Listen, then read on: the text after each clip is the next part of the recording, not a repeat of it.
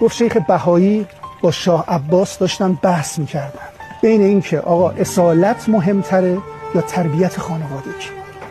شیخ بهایی میگفت اصالت مهمتره، شاه عباس میگفت تربیت خانوادگی مهمه. یه چند روزی گذشت، شام دعوت گرفت و شیخ بهایی خدمت شاه عباس اومد. موقع صرف شام شاه عباس 2 تا بشکن زد و 4 تا گربه شم به دست اومدن. زد پشت شونه شیخ بهایی، گفت نگاه کن، تربیت یعنی این تربیت که شم گرفتن و اومدن، این تربیته.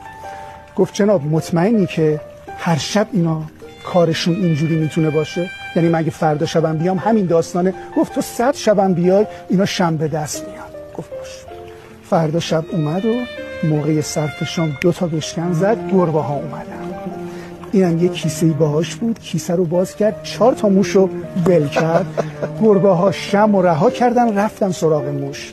زد به پشت شونه شاه عباس، گفت نگاه کن، ذات اینا، اصالت اینا موشگیریه. درسته که تونستی تربیتش بکنی ولی برمیگردن به اصالتشون. این اصالت خیلی مهمتره. میگه نه شیر شتر ماست میشه، نه چوب کج صاف میشه و نه ذات خراب درست میشه.